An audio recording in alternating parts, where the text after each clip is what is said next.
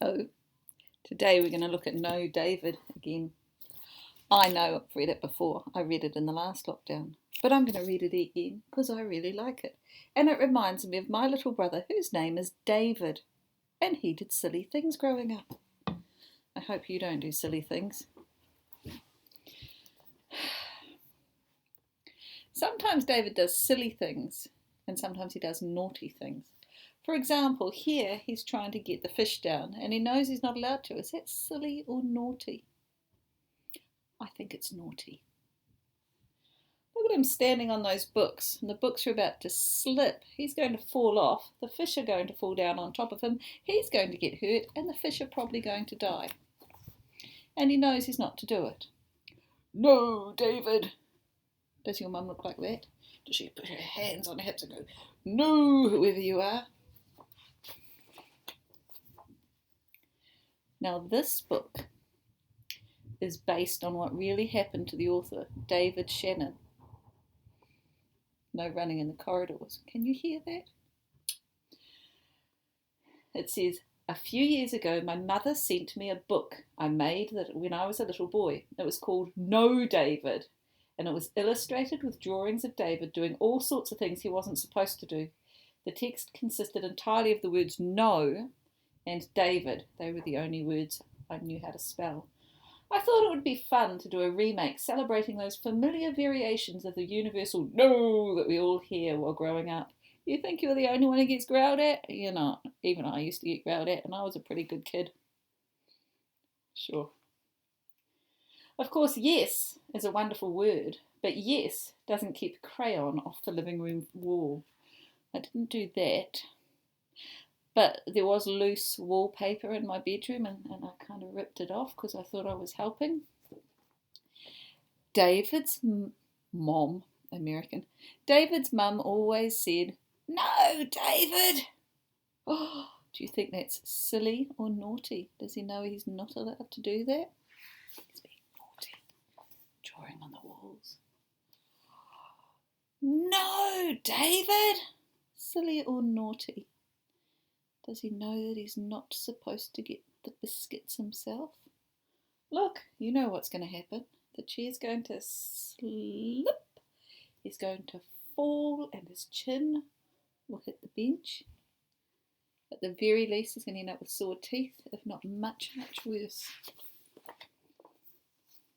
No, David, no! Do you wear your shoes inside? Do you come in covered in mud? What could he have done differently? Could he have stood in the doorway going, Mum? And then Mum could have picked him up and carried him to the bathroom? Or taken him outside and hosed him down first? No, no, no. Naughty or silly? Did he intentionally leave the tap going? Did he do that on purpose, or did he just forget? Who's going to clean it up? If it was you who did this, who would clean it up? I hope it would be you and not your parents.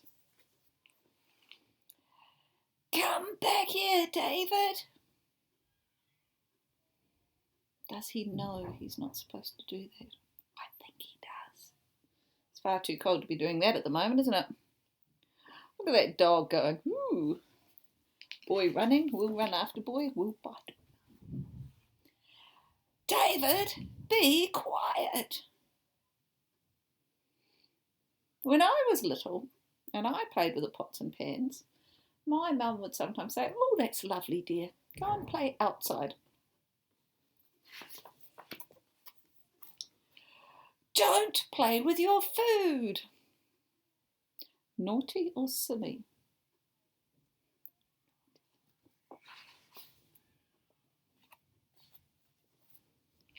That's enough, David. Have you ever done that? Have you ever thought you were being funny by stuffing your mouth full of food and going, bah! And did people laugh at you? I hope they did not, because it's pretty naughty. Go to your room. Just because you are watching a superhero on TV or on YouTube does not mean you're allowed to go around pretending you're a superhero. Don't jump all around the place. Don't pretend you're flying when you're actually flying into someone, and don't hit anyone. Settle down! Did I tell you that story about when my nephew jumped on the bed and broke it? So he had to sleep on the broken bed that night.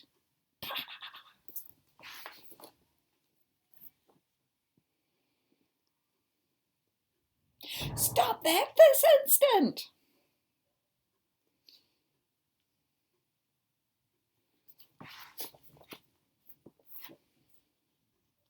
Put your toys away. Of course, he's too busy watching TV. Is he being naughty or silly? I don't think he's actually being either in this picture. I think he's just so focused on the TV that he can't think of what's going on around him. Not in the house, David. What's going to happen next? He's being a bit naughty, isn't it? Because he knows he's not allowed to. Look at that smile. He knows he's doing the wrong thing.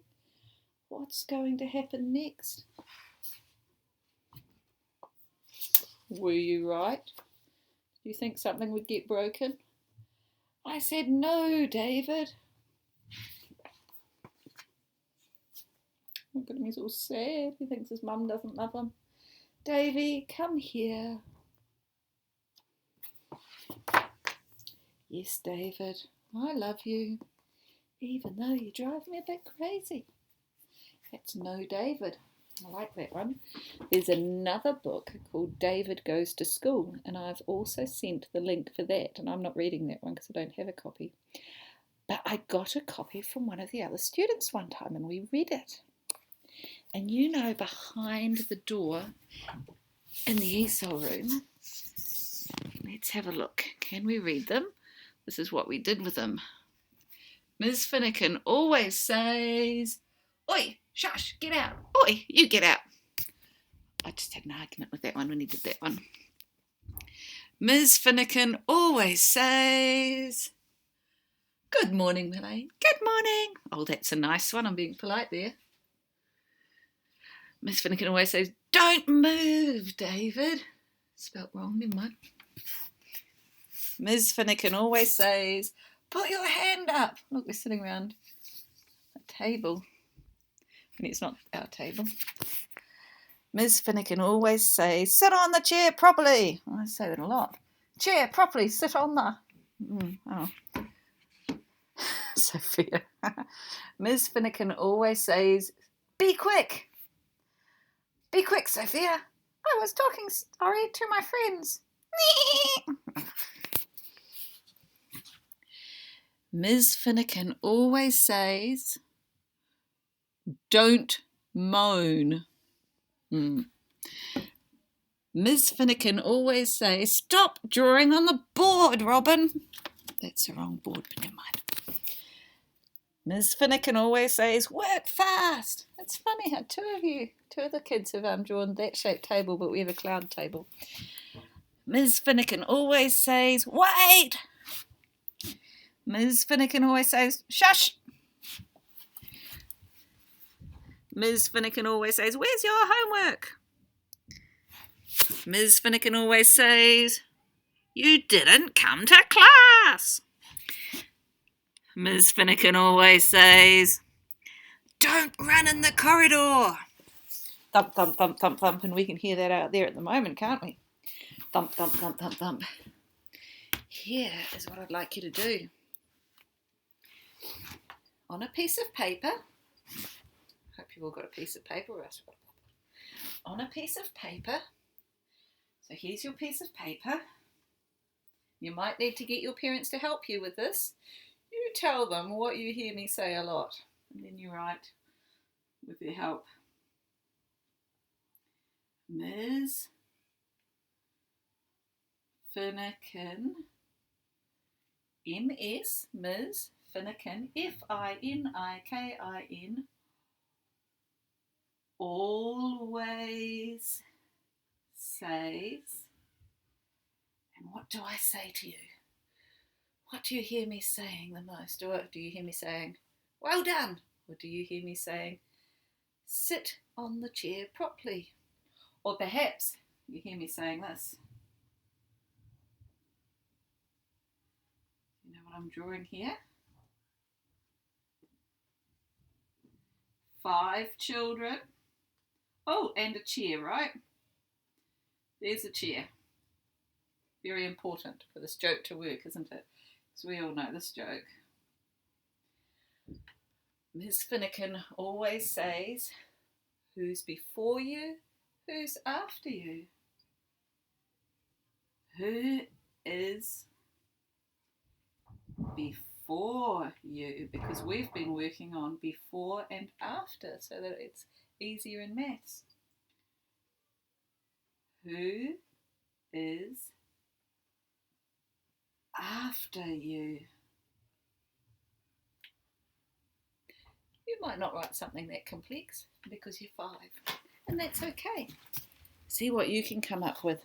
Hopefully it's not all sit down, stop, watching, get your finger out of there. Why is your wet finger all over that book? Hopefully it's not those things. I wonder if there's anything nice I actually say to you. I hope so. Okay, once you've done that and you're really proud of your work, take a photo of it and email it to me so that I can put it on our blog, because we built a really good blog last time. There were lots and lots of cool stuff. Let's see if we can get even more stuff this time. Okay, bye-bye.